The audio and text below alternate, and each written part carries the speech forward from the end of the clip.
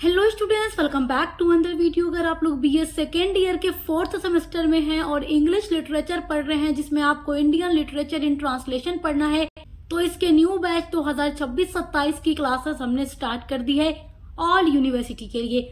आप चाहे किसी भी यूनिवर्सिटी से पढ़ाई करते हैं, ये वीडियो आपके लिए इम्पोर्टेंट होने वाली है क्योंकि हर यूनिवर्सिटी का जो सिलेबस है वो सेम है। सिलेबस हमने हर सब्जेक्ट का डिस्कस कर लिया है और हर सब्जेक्ट की क्लासेस हमने स्टार्ट कर दी है।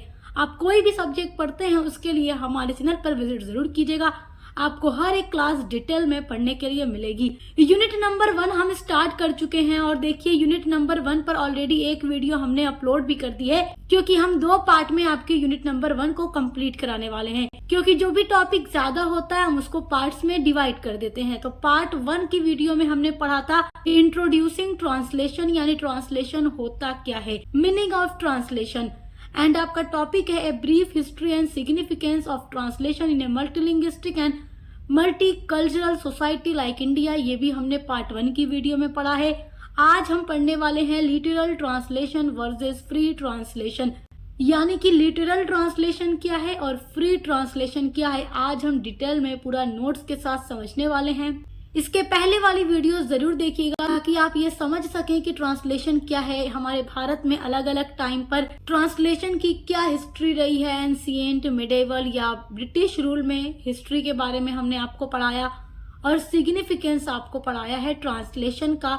तो वो सब आप इसके पहले वाली वीडियो चेक करके पढ़ लीजिएगा। चलिए आज जानते हैं what is literal translation and free translation. सबसे पहले हम पढ़ेंगे लिटरल ट्रांसलेशन। लिटरल ट्रांसलेशन को वर्ड फॉर वर्ड ट्रांसलेशन कहा जाता है। वर्ड फॉर वर्ड ट्रांसलेशन का मतलब है शब्द दर शब्द अनुवाद। इसको पढ़िए तो आपको समझ में आएगा।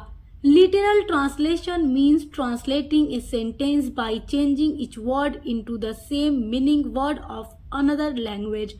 लिटरल ट्रांसलेशन यानी शाब्दिक अनुवाद का मतलब होता है ट्रांसलेटिंग यानी अनुवाद करना ए सेंटेंस, एक सेंटेंस या एक वाक्य का, by changing each word into the same meaning, यानी कि शाब्दिक अनुवाद का अर्थ होता है कि किसी भी वाक्य का शब्द दर शब्द अनुवाद किया जाता है। इसमें जो मूल भाषा होती है यानी जो सोर्स लैंग्वेज होती है उसके हर एक शब्द का दूसरी भाषा में एकदम सेम अर्थ वाला शब्द यूज करके ही अनुवाद किया जाता है। जैसे यहाँ पर आपके सामने लिखा हुआ है, ठीक है, इंग्लिश में। अगर मैं आपसे कहूँ इसको हिंदी में अनुवाद कर दीजिए तो आप कैसे करेंगे? लिटरल के लिए लिखेंगे शाब्दिक, ट्रांसलेशन के लिए लिखेंगे अनुवाद, मीन्स मतलब लिखेंगे का अर्थ है, ट्रांसलेटिंग का मतलब लिखेंगे अनुवाद करते हैं, ए सेंटेंस मतलब एक वाक्य का, बाय चेंजिंग चेंज करके ईच वर्ड इसके प्रत्येक शब्द को, into the same meaning same मतलब कि समान अर्थ के साथ, वर्ड ऑफ अनदर लैंग्वेज दूसरी भाषा में। तो इस तरीके से क्या हो रहा है, लिटरल ट्रांसलेशन हो रहा है कि जैसे लिखा हुआ है सेम उसको हम दूसरी भाषा में समझकर पढ़ रहे हैं। हिंदी से इंग्लिश में करिए या इंग्लिश से फ्रेंच में करिए, स्पेनिश में करिए, पंजाबी में करिए, बंगाली में करिए, गुजराती में करिए, कन्नड़ में करिए, तमिल में करिए, किसी भी भाषा में करिए, विश्व की किसी भी भाषा में करिए, दम जो वर्ड लिखा हुआ है उसका हिंदी में वही वर्ड इस्तेमाल करेंगे। जैसे अगर हमें इंग्लिश से हिंदी में ट्रांसलेट करना है तो अब लिटरल को हिंदी में शाब्दिक कहते हैं तो हम शाब्दिक ही लिखेंगे। हम जैसे लिखा है बिल्कुल उसका हिंदी में वही अर्थ लिख करके अनुवाद कर देंगे। इन दिस मेथड, अनुवाद के इस मेथड में the translator follows the original text very closely. जो अनुवादक होता है वो एकदम ओरिजिनल टेक्स्ट को रखता है अनुवाद करने में वेरी क्लोजली, यानी कि एकदम नजदीकी से वो अनुवाद करता है जैसे लिखा हो रहा है। जैसे यहाँ पर लिखा है कि इन दिस मेथड, इन मतलब में, दिस मतलब यह, मेथड का मतलब विधि, तो हम ऐसे ही अनुवाद करेंगे।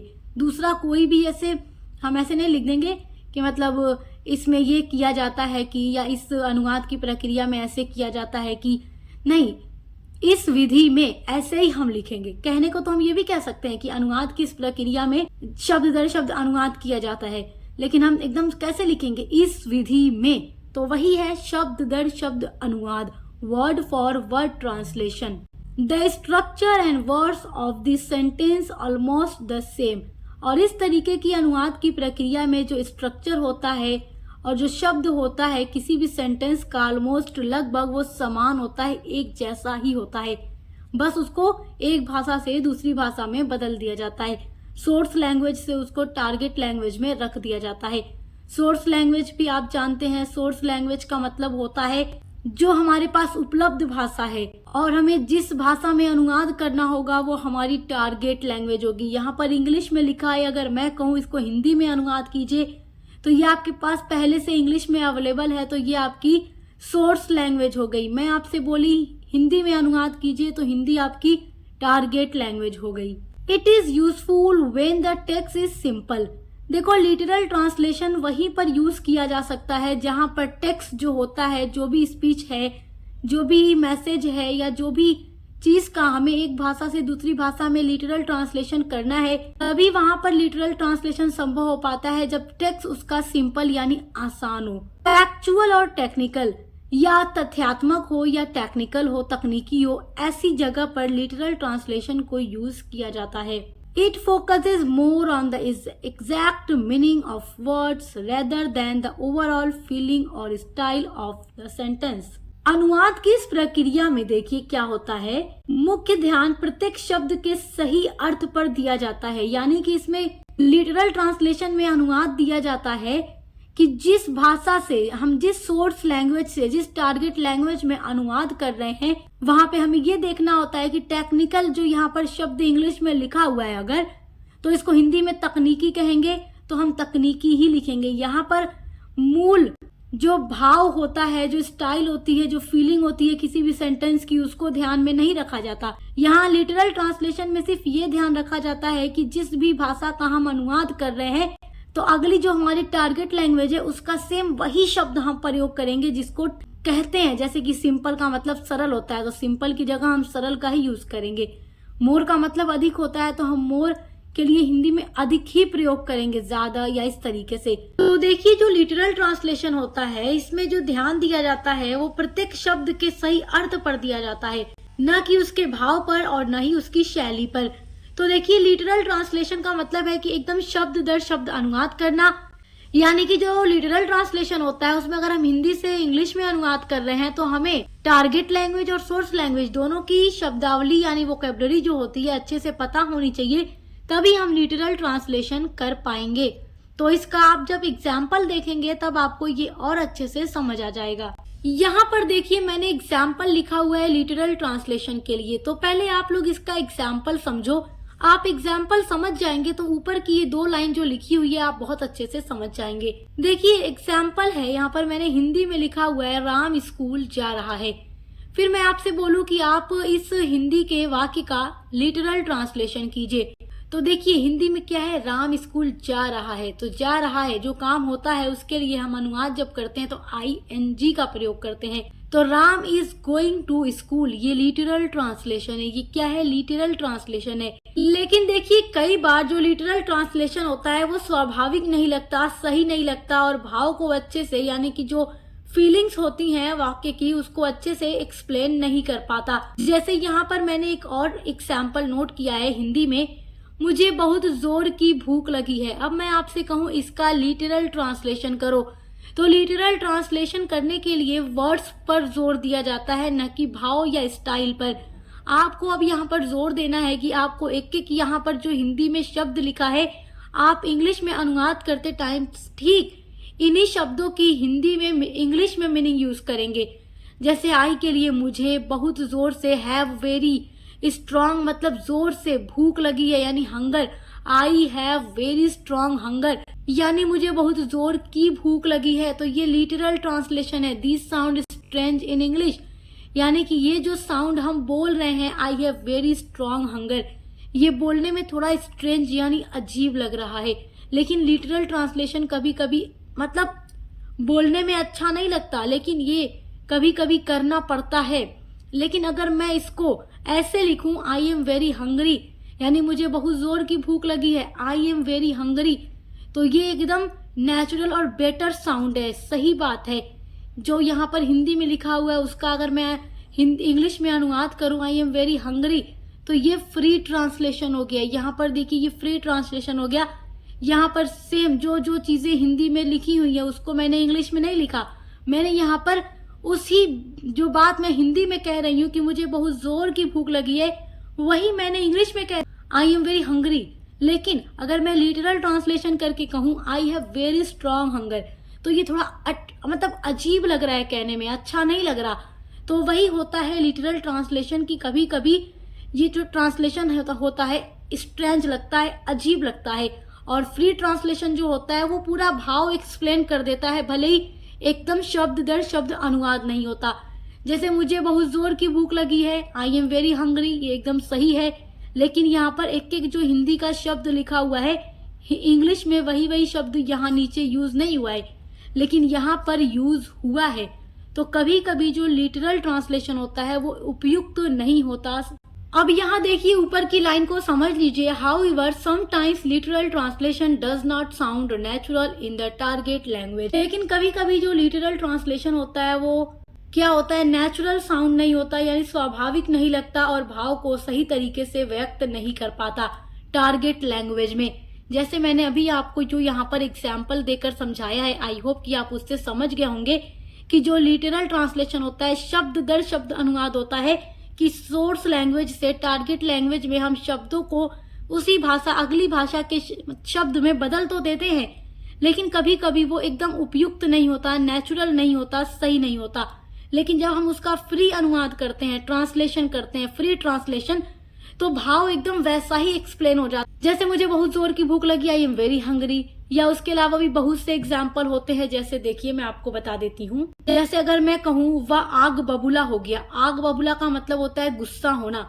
अगर मैं इसका लिटरल ट्रांसलेशन करूँ तो मैं लिखूंगी he became a ball of fire, यानी वो बॉल ऑफ फायर यानी आग बबूला हो गया। तो ये हो गया शाब्दिक अनुवाद यानी लिटरल ट्रांसलेशन। यहाँ पर मैंने जोर दिया है कि जो शब्द हिंदी में लिखा हुआ है कि वह आग बबूला हो गया, उसको मैं इंग्लिश में लिख दूं ट्रांसलेशन, लिटरल ट्रांसलेशन करके। लेकिन अगर मैं इसका फ्री ट्रांसलेशन करूं कि वह आग बबूला हो गया, तो मैं फ्री ट्रांसलेशन में लिखूंगी ही बिकेम वेरी एंग्री, यानी कि वह आग बबूला हो गया। तो देखिए फ्री ट्रांसलेशन जो है भाव को एकदम सही तरीके से एक्सप्लेन कर रहा है, शैली को सही तरीके से बता रहा है। लेकिन जो लिटरल ट्रांसलेशन होता है वो केवल शब्द दर शब्द अनुवाद हो जाता है, कभी कभी वो भाव को एक्सप्लेन नहीं कर पाता, लेकिन सम टाइम करता है। जैसे यहाँ पर ये वाला एग्जाम्पल आप देख रहे हैं, इस तरीके से बहुत जगह लिटरल ट्रांसलेशन काम करता है, लेकिन कहीं कहीं उपयुक्त नहीं होता। अब हम पढ़ते हैं फ्री ट्रांसलेशन यानी कि स्वतंत्र अनुवाद। Free translation means translating the meaning और idea of the sentence, not each word. Free translation का मतलब होता है ट्रांसलेटिंग यानी अनुवाद करना, द मीनिंग और आइडिया अर्थ और विचारों को ऑफ द सेंटेंस वाक्य में, नॉट ईच वर्ड ना कि प्रत्येक शब्द का। यानी कि लिटरल ट्रांसलेशन में एक एक शब्द का इंग्लिश में ट्रांसलेट अगर हम कर रहे थे, यानी कि सिर्फ इंग्लिश की बात नहीं हो रही है, यहाँ पे हर लैंग्वेज में दुनिया की किसी भी भाषा से किसी भी भाषा में अनुवाद करना है तो लिटरल ट्रांसलेशन में एकदम उसी शब्द का प्रयोग किया जाता है। ठीक है, सोर्स लैंग्वेज में जो चीजें अवेलेबल होंगी हमारे पास, हम टारगेट लैंग्वेज के उन्हीं शब्दों को एकदम यूज करके लिटरल ट्रांसलेशन करेंगे। लेकिन फ्री ट्रांसलेशन में क्या होता है, यहाँ पर इस चीज पर जोर नहीं दिया जाता कि सोर्स लैंग्वेज में जो चीजें लिखी हैं एकदम हम टारगेट लैंग्वेज के उन्हीं शब्दों को यूज करके अनुवाद करें। यहाँ पर अर्थ अच्छे से समझ में आ जाना चाहिए, मीनिंग अच्छे से समझ में आ जानी चाहिए, भले ही वर्ड्स बदल जाए, सेंटेंस आपका समझ वही आना चाहिए। जैसे मैंने आपको अभी एक एग्जांपल दिया था ना कि वह आग बबूला हो गया, तो ही बिकेम वेरी एंग्री, तो ये फ्री ट्रांसलेशन हो गया। लेकिन अगर मैं लिटरल ट्रांसलेशन कर दूं तो he became a ball of fire, तो यहाँ पर देखो कितना अजीब सा लग रहा है कहने में। The translator focuses on the message and feeling of the original text. जो देखिए स्वतंत्र अनुवाद होता है, फ्री ट्रांसलेशन होता है, उसमें जो ट्रांसलेटर होता है, जो अनुवाद करने वाला व्यक्ति होता है, वो फोकस करता है ऑन द मैसेज पर एंड फीलिंग और भावनाओं पर ऑफ द ओरिजिनल टेक्स्ट की, किसी भी भाषा में लिखा गया टेक्स्ट। चलिए यहाँ पर हम केवल आसान भाषा का एग्जाम्पल लेते हैं जो हमारे पास उपलब्ध है यहाँ पर इंग्लिश में, और हम हिंदी में इसको समझकर पढ़ रहे हैं। तो इंग्लिश में यहाँ पर लिखा हुआ है, अब मैं आपको हिंदी में इसको आम तरीके से बता दूं तो मतलब बस आपको समझ में आ जाना चाहिए कि मेरे कहने का मतलब क्या है। अब यहाँ पर एकदम जो चीजें इंग्लिश में लिखी हुई हैं मैं एकदम हिंदी में उसी शब्द को बोलकर आपको समझाऊंगी तो वो लिटरल ट्रांसलेशन हो जाएगा। लेकिन अगर मैं आपको बस आम से तरीके से समझा दूं बोल करके कि फ्री अनुवाद देखो एक ऐसा अनुवाद होता है जिसमें शब्दों पर जोर नहीं दिया जाता, बल्कि जो वाक्य लिखा होता है उसके फीलिंग्स और उसकी मीनिंग पर जोर दिया जाता है कि इसमें क्या बात कही गई है और टारगेट लैंग्वेज में उसको वैसे ही लिख कर समझा दिया जाता है। The word and structure can be change to make the sentence natural and clear. जो वर्ड होता है और जो स्ट्रक्चर यानी संरचना होती है कैन बी चेंज, वो बदल सकती है, to make the sentence natural and clear, यानी सेंटेंस को नेचुरल और क्लियर बनाने के लिए जो शब्दों का स्ट्रक्चर होता है, वाक्य का पूरा स्ट्रक्चर होता है, वो बदल सकता है, लेकिन मीनिंग नहीं बदलेगी, हमें मीनिंग वही समझ आएगी। यहाँ पर एकदम जरूरी नहीं है कि जो चीजें यहाँ इंग्लिश में लिखी हैं हिंदी में एकदम उसी शब्दों को लिखकर हम अनुवाद करें। बस हम इस तरीके से आम सी भाषा में लिख देंगे कि हाँ पढ़कर बच्चों को अच्छे से समझ में आ जाए, तो वो फ्री ट्रांसलेशन होता है। It is mostly use in poems, stories, drama and conversations. जो फ्री ट्रांसलेशन होता है उसका यूज पोएम्स में यानी कविताओं में, स्टोरीज का अनुवाद करने में, ड्रामा का अनुवाद करने में या कन्वर्सेशन बातचीत करने में प्रयोग किया जाता है। जैसे कोई पोएम लिखी होती है तो पोएम कैसे पोएट लिखता है ये तो आप अच्छे से जानते हैं, लेकिन अगर मैं पोएम पढ़ के आपको एकदम अच्छे से समझाती चली जाऊं, आपको समझ में आना चाहिए ना बस कि पोएम में पोएट ने क्या बात कही है, तो वो फ्री ट्रांसलेशन है। लेकिन अगर पोएट ने जिन जिन शब्दों को यूज करके अपनी कविता लिखी है एकदम वही शब्द मैं दूसरी भाषा में बोलकर, जैसे हिंदी में कविता है तो इंग्लिश में समझाऊं या इंग्लिश में कविता है तो जिस शब्दों का यूज करके पोएट ने लिखा है वही चीज अगर मैं एकदम हिंदी में भी बोलकर समझाऊं तो वो लिटरल ट्रांसलेशन होगा। और फ्री ट्रांसलेशन में मैं बस आपको ये समझा दूंगी कि देखो जिस भी राइटर की आप ये पोएम पढ़ रहे हो, जिस भी पोएट की आप ये पोएम पढ़ रहे हो, बस आपको मैसेज समझ में आ जाना चाहिए कि पोएट ने इसमें क्या बात बताई है, तो वो फ्री ट्रांसलेशन होता है। इसका एग्जाम्पल देखिए, एग्जाम्पल है मेहनत का फल मीठा होता है, तो इसका फ्री ट्रांसलेशन होगा hard work always brings good result. यानी कि अगर हम मेहनत करेंगे तो हमारा फल मीठा होगा। ये बात कही जाती है ना कि मेहनत का फल मीठा होता है या सब्र का फल मीठा होता है, तो मेहनत का फल मीठा है तो यहाँ पर कहा जा रहा है hard work always brings good result. यानी कि यहाँ पर फ्री ट्रांसलेशन हो रहा है, जो बात हिंदी में कही जा रही है एकदम सेम उन्हीं शब्दों को इंग्लिश में हम लिख कर नहीं बता रहे, बस हम मेन आइडिया आपको बता दे रहे हैं कि इस वाक्य में कहने का मतलब क्या है। लेकिन अगर मैं इसी लाइन का लिटरल ट्रांसलेशन करके आपको बताऊं तो क्या होगा, मेहनत का फल मीठा होता है, the fruit of hard work is sweet. फल का मतलब फ्रूट, मीठा का मतलब स्वीट और हार्ड वर्क का मतलब मेहनत, तो the fruit of hard work is sweet. आप कभी ये बोलेंगे? नहीं बोलेंगे। क्यों? क्योंकि ये अटपटा लग रहा है, अजीब लग रहा है कहने में, इंग्लिश में ये चीज कहने में अजीब लग रही है, लेकिन लिटरल ट्रांसलेशन ऐसा ही होता है। और अगर हम फ्री ट्रांसलेशन कर दे तो hard work always brings good results, तो यहाँ पर शब्दों का एकदम शब्द दर शब्द अनुवाद नहीं होता, जबकि बस मैसेज समझ आ जाए, फीलिंग समझ में आ जाए, भाव समझ में आ जाए कि कहा क्या जा रहा है। तो आई होप कि आप समझ गए होंगे। एग्जाम में कंक्लूजन जरूर लिखिएगा, इसलिए यहाँ पर मैंने नोट कर दिया है कंक्लूजन, ताकि आप लोग लिख करके आए तो आपको अच्छा नंबर मिले। कंक्लूजन पे पूरा नंबर मिल जाता है। Literal translation focuses on words. जो लिटरल ट्रांसलेशन है वो शब्दों पर फोकस करता है, while free translation focuses on meaning. जबकि फ्री ट्रांसलेशन केवल अर्थ पर फोकस करता है, शब्दों पर नहीं। फ्री ट्रांसलेशन में अनुवाद कर दिया जाता है, बस अर्थ समझ आ जाए, फर्क नहीं पड़ता कि अनुवाद करने में सोर्स लैंग्वेज में जो शब्द लिखा हुआ है टारगेट लैंग्वेज में भी सेम वही शब्द यूज करे, बस अर्थ समझ आना चाहिए। बोथ मेथड्स आर इम्पोर्टेंट, लेकिन ये दोनों ही मेथड इम्पोर्टेंट होते हैं। Literal translation is good for technical और सिंपल टेक्स्ट। जो लिटरल ट्रांसलेशन होता है वो अच्छा होता है टेक्निकल और सिंपल टेक्स्ट को ट्रांसलेट करने में, and free translation is better for creative and emotional writing. और फ्री ट्रांसलेशन बेटर होता है क्रिएटिव के लिए और इमोशनल राइटिंग को अनुवाद करने के लिए। सो आई होप कि आप literal translation and free translation को बहुत अच्छे से समझ गए होंगे। समझ में आ गया है तो वीडियो को लाइक कमेंट शेयर जरूर कीजिएगा। और आपकी हर एक यूनिट की क्लासेस लगातार चैनल पे चल रही हैं, हर एक सब्जेक्ट की, चाहे आप बीए में कोई भी सब्जेक्ट पढ़ते हैं उसके लिए चैनल पर विजिट जरूर कीजिएगा। को करिकुलर की भी पूरी तैयारी आपके हर एक सेमेस्टर में कराई जाती है, तो अच्छे से तैयारी करते रहिए। Best of luck. अब मिलते हैं अगले वीडियो के साथ।